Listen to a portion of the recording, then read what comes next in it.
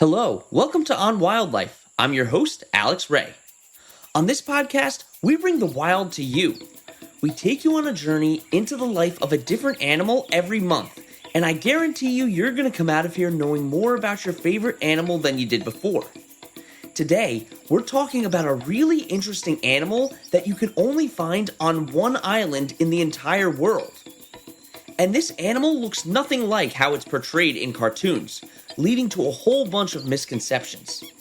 To talk about them, we also have a special guest, Dean Reid, who is the operations manager at Aussie Ark. So join me as we head to Australia to talk about Tasmanian devils.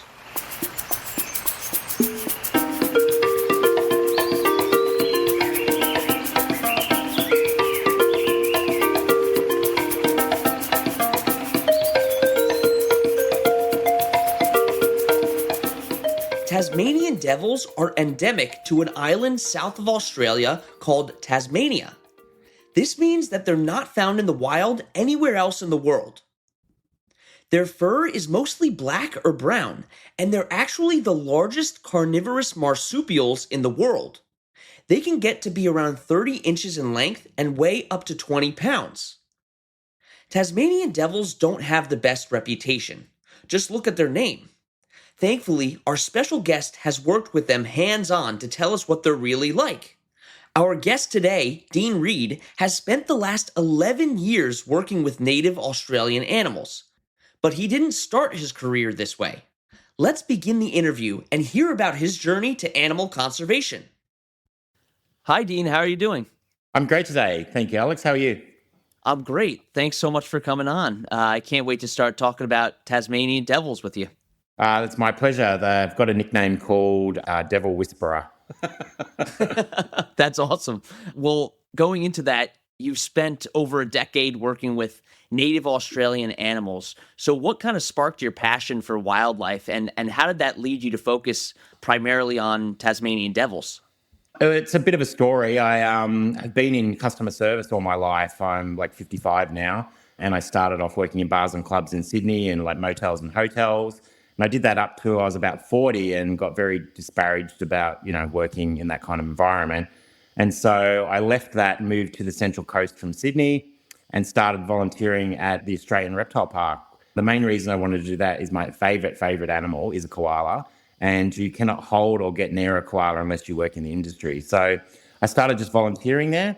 And gradually I started getting paid work because I'm customer service orientated. I went very quickly into doing, like tours and a program called Kids to Keeper, which is teaching young kids, and they do what the keeper does for the day over school holidays. Then started getting casual work with the animals on the animal side of things, and started getting involved with the Tasmanian devil. That was about 2009. So Aussie Ark started up at 2013, and I started just, it's a sister organisation. The Reptile Park opened up Aussie Ark. Back in the day, it used to be called actually Devil Ark because we only had Tasmanian devils. And so I would go up and swap out for the guys when they went on holidays. And, that's the first time I really had to deal with Tasmanian devils. I was 41 and never really knew about devils. And they're quite a curious little animal. It got me really excited and I love them. They're probably my favourite animal now as well. So then I, got the opportunity to go down to Tasmania and do a course down there at a place called Chorowana, where they do a devil course. So it's a 2-day devil course. They do one on animal husbandry and all those kind of things, and then they also do one on breeding. So I did one, and obviously I worked up at Aussie Ark, so I had a lot of experience already when I went there. And going to Tasmania, where they come from, and just seeing that wild environment and how Aussie Ark is set up in the Barrington Tops, which replicates Tasmania very well, it all sort of started coming into sync. And then I got a full-time job up at Devil Ark, and I was there for like 5 years, and then I went back to the reptile park for 5 years to do all the other Australian animals, and then I'm back up here now as operations manager. So, and in that time, I probably hand-raised, 30 Tasmanian devil joeys. Wow. Yeah. That's awesome.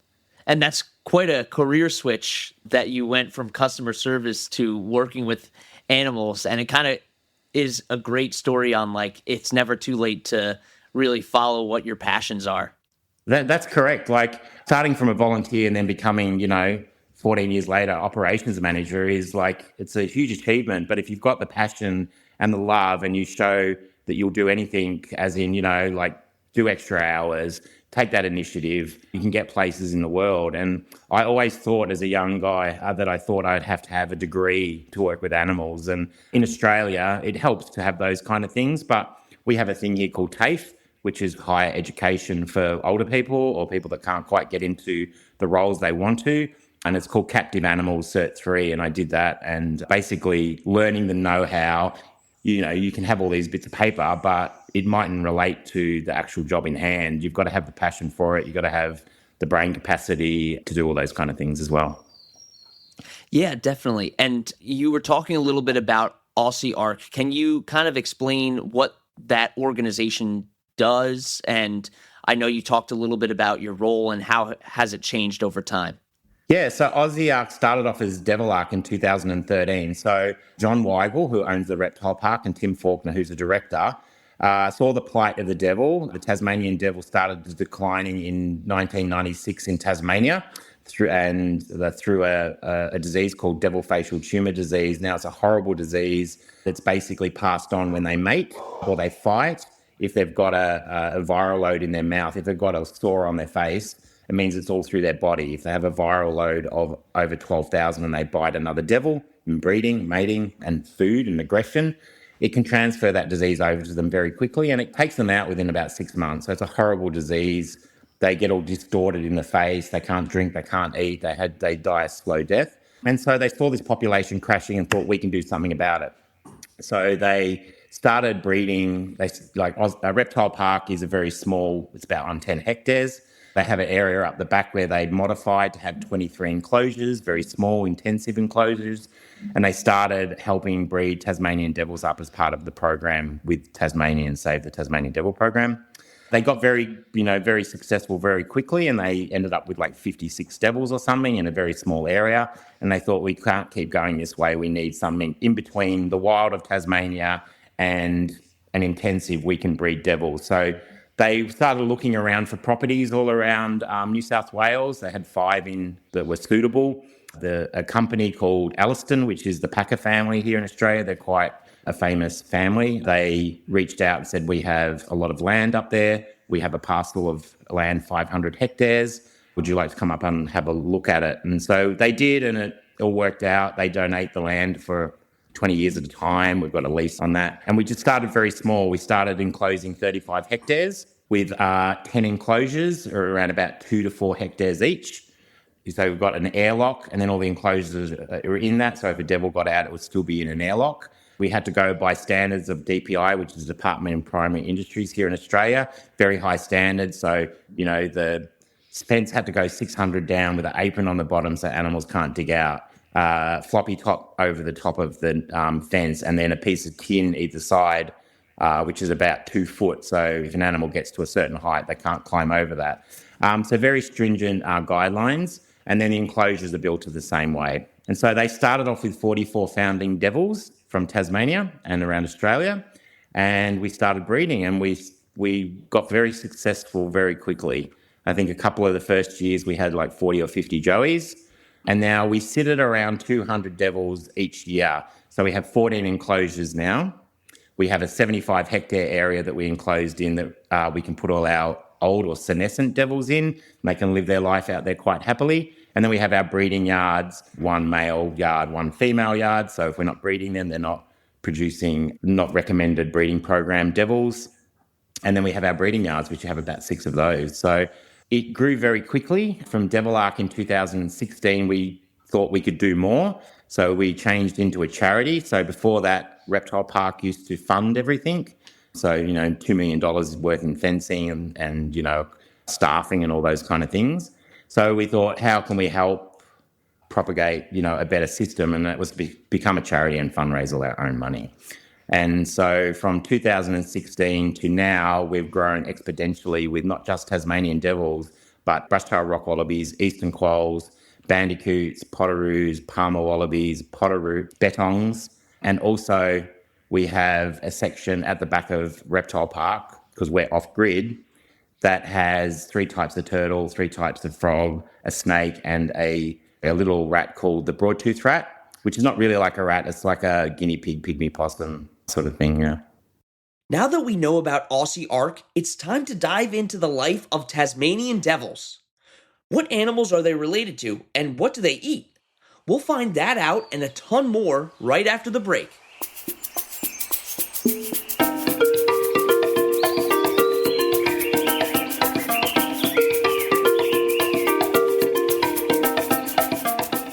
Today, I want to give a shout out to Jordan from Jarrow, England. Jordan gave us the idea to do an episode on Tasmanian devils. Thanks for the suggestion. If you want to make a suggestion on an episode topic or want to reach out to us for any reason, you can send an email to onwildlife.podcast@gmail.com.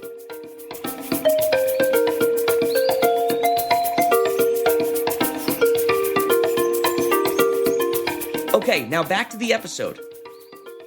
And can you tell us about the ancestry of Tasmanian devils? Like, who are their closest relatives, and do we know what their ancestors were like?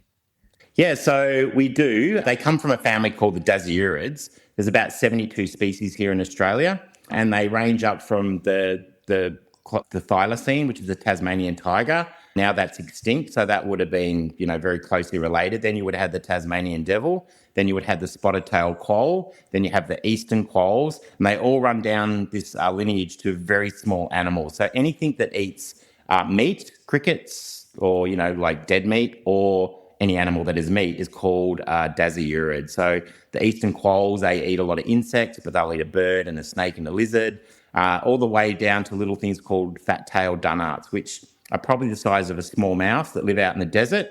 They store all the fat in their tail, hence the name fat-tailed dunnart. And they're like a little devil, basically. They eat little insects and things like that. We have these things called phascogales. So they look like a possum, but are very elongated, sort of in between a possum and an eastern quoll.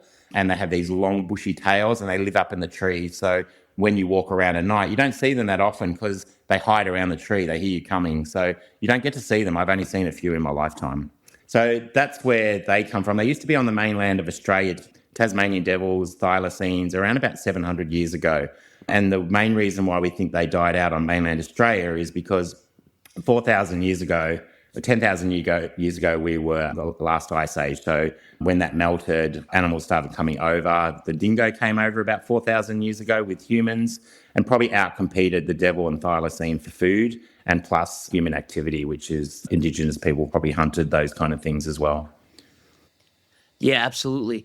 And what are some adaptations that Tasmanian devils have that help them survive in the wild? So devils I'll just give you a rundown of their anatomy. They're little stocky animals. They're about the size of do you have bulldogs over there? Like a small dog. Males can get from 8 to 13 kilos. They've got short little stout legs. Females are around about 6 to 8 kilos. The adaptations is they dig underground. They use little burrows from old wombats, or they'll dig a hole and have a den. So they live underground where it's a nice, cool temperate.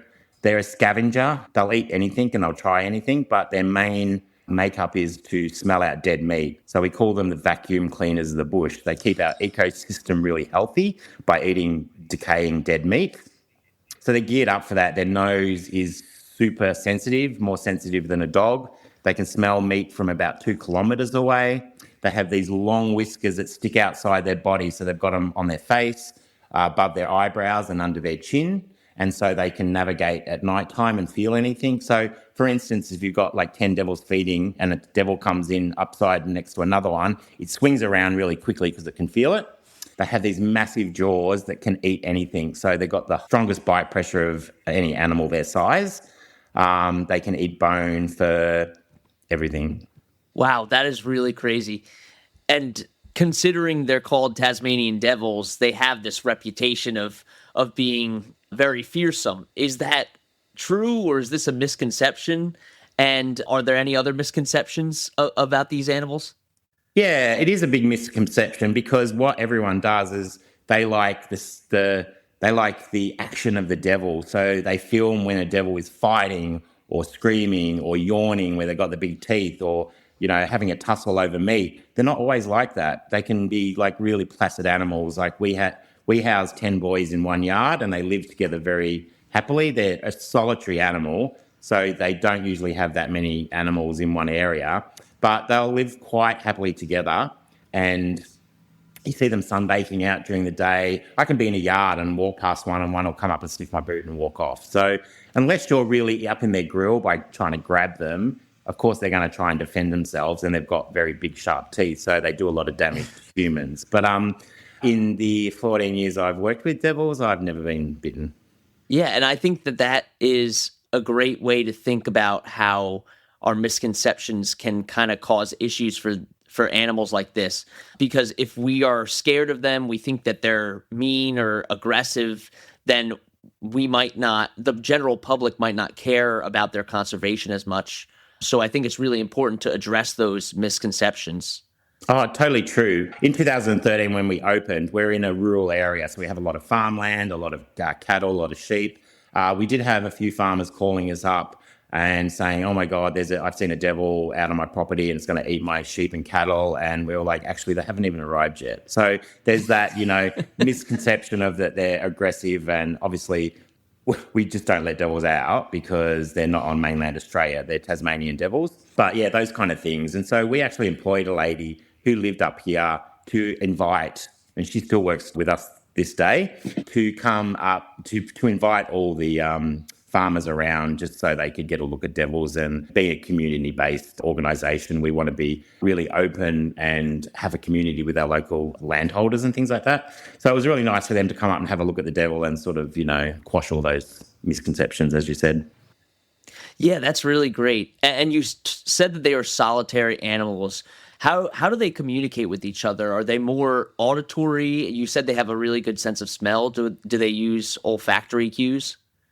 Yeah, there's multiple ones. A girl that used to work for us, Kelly, did her thesis and a master's on vocalization of devils. And so in 2013-14, when I was working there, she would come up and sit and put up all her equipment and sit there in a yard. So we learned a couple of things from that. They have around about 14 different vocalizations. Some are really low, if they infrasound, and they have around about 5 distinctive ones. And a couple of those are, they have arf, arf, and that's really inquisitive. They're like, "Oh, hi, how are you? I'm really not, hey," sort of laid back, but just as more of a communication on that.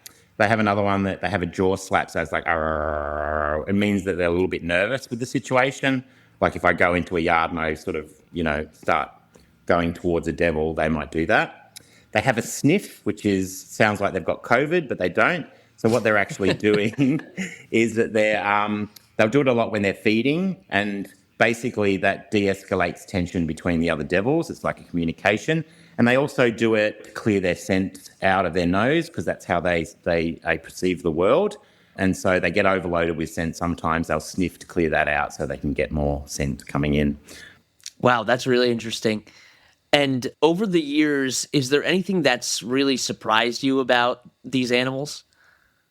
Yeah, so I think things that have surprised me is like hand-raising joeys. I've learnt a lot over the years. They're boisterous little animals. And so when you get that bond with them, I didn't think you would ever be able to get a bond with them. I can still pick a 3-year-old female that I hand-raised. So they do go back to, as soon as you stop that interaction, they do go back to wild very quickly. But having that interaction with an animal, they're like, closest thing would be like a little puppy dog. They run around your house, they hide under the furniture, they scurry around and steal anything that they can. So if you leave a remote or a tea towel or your jocks or socks on the floor, they will steal them and hide them. So they're little kleptos. And all devils have different personalities. I've raised some devils that I can still go up and approach, and they won't attack, they won't lunge forward and things like that. They'll come up and you can give them a scratch on the back and they don't really care. But I've had some also that has never really been, never really bonded to you. So that's been quite interesting. Every devil has a different personality. There's like 4 or 5 different little personalities that I can pick up on. Their markings is another one. You can have totally black devils, or you can have devils with big blazes on the back, and they have also a big blaze that goes from their shoulder under their neck over to the other shoulder. And they come in very different, you could breed 2 devils that have lots of colour and you'll throw a black devil. But yeah, those kind of things. And just working out what those do so that breaks up the animal in the bush and those kind of things. Yeah. That's really interesting. And what are some of the biggest challenges that they're facing right now?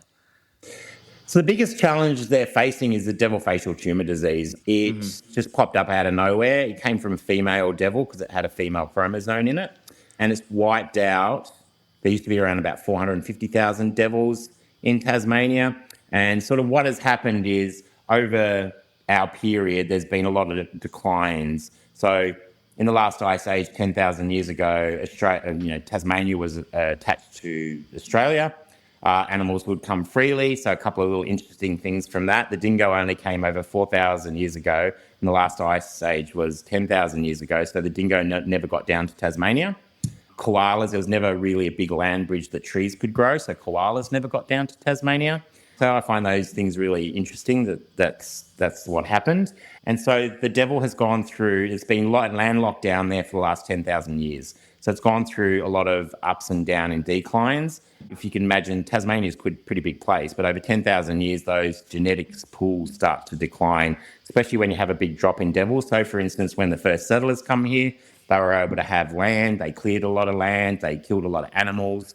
Then I think after the First World War, there was a big push to get people down in Tasmania, and they cleared vast areas of lands and also killed a lot of animals off in the middle. So you've got this segregation of animals on the left and right of Tasmania that takes hundreds of years for them to cross back over and stuff like that. And so the genetic pool becomes very small very quickly. And then obviously now the devil facial tumor disease. So basically they've had some devils that have had antibodies in their body. So it showed that they've had the disease but have been able to, get rid of it, or their body fights it. But the disease itself mutates every couple of generations. So that devil that had it once then gets it again and can't recognise it. So what happens is when you're looking at the devil's genetics, they look like little clones of each other because they're so inbred.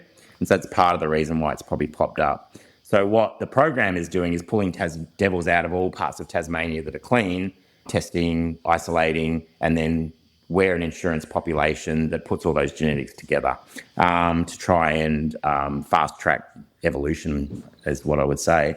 But yeah, they've had a real persecution down there, unfortunately, and has led us into where we are today. But we still have them, not like the Tasmanian tiger, so we can still act, which we are, and save these guys. So we are an insurance population. The devils don't really go back down there. If they do all die out, which they only reckon there's 8,000 left right now, we can repopulate. Oh, wow. That is a very low number. And can you explain some of the ways that they benefit the environment that they live in? Yeah, so devils, their main one is that they keep the environment nice and healthy. Although they have this terrible facial tumor disease, they don't think there's only 3 cancers that are known to be transmittable. They eat all the leftover carcasses. And they change the dynamics of the environment. So since the devils have declined in Tassie, more cats have popped up. It's changed the brush-tailed possums now come down more to the ground. So it's changing animals, what they do. And also call numbers have dropped by 50% in Tasmania, which might have a correlation. They're still trying to work all those things out. So they do, it's like your shark on the reef. When your shark goes, your reef sort of collapses a little bit. It's the top predator there at the moment. And because it's not there, you can see the environment starting to decline a little. Yeah, definitely. And what are some ways that the average person can help Tasmanian devils? The best way is to donate to charities like Aussie Ark, so we can keep doing the amazing work we're doing. We not only help Tasmanian devils, but it would be looking at who has Tasmanian devils. Aussie Ark is not the only place that it breeds them, and get on board and help and donate. We have tangible outcomes with what we do. Not only are we really good at breeding animals, but we've already sent, I think it was to 2015, I sent 22 devils back to Tasmania, 11 boys and 11 girls, and they went on an island that they used to have Tasmanian devils, and there was a farmer down there that has sheep, and he really pushed to have them back because he said they actually clean up all the afterbirth and sick and injured animals. And so they were put on there. It's called the Foresters Peninsula. And then we went back a year later and I caught 4 of the females that we released, and they all had joeys. So for us, that's a round circle environment that we know that we can house devils in a small, still wild, genetically diverse animals that we can release back in Tassie. That is really awesome. And you guys are doing such amazing work. And I just want to thank you so much for coming on to the podcast again. I really learned a lot about Tasmanian devils, and I hope that people have a newfound love for them after listening to this. I hope so too, because as we talked before, they do have like this ferocious idea out in the world that they're like crazy animals. Like I think in America, the Looney Tunes actually focused that devil that spins around back in the 1900s when they went to Tasmania. Standards for zoos weren't that big back then, so they were kept in little boxes, and a devil running around in the circle means it's stereotypical behavior. So that's where that come from. That's so interesting. And that can really just breed into a whole array of misconceptions that can last generations. So I'm hoping that we can break those misconceptions. Yeah, me too. I've been doing it for the last 14 years. To see kids, we get a lot of people coming up to Aussie Ark. We do tours and things like that. And to be able to teach the new generation of young kids about devils and see them fall in love and be able to hold a little Joey, it just changes their conceptions. Yeah, that's awesome. Well, thanks again, Dean, for coming on. I really appreciate it. I want to thank Dean again for coming onto the podcast.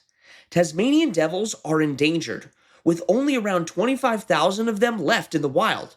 So it's really important that we spread awareness about them and take action to support their conservation. Everyone should check out Aussie Ark and the amazing work they're doing.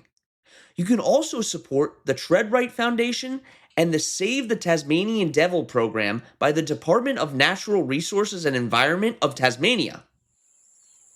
Thank you so much for coming on this adventure with me as we explored the world of Tasmanian devils. You can find the sources that we use for this podcast and links to organizations that we reference at onwildlife.org. You can also email us with any questions at onwildlife.podcast@gmail.com. And you could follow us on Instagram at @on_wildlife or on TikTok at @onwildlife. And don't forget to tune in next month for another awesome episode. And that's On Wildlife.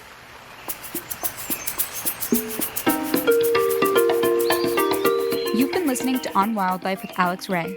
On Wildlife provides general educational information on various topics as a public service, which should not be construed as professional, financial, real estate, tax, or legal advice. These are our personal opinions only. Please refer to our full disclaimer policy on our website for full details.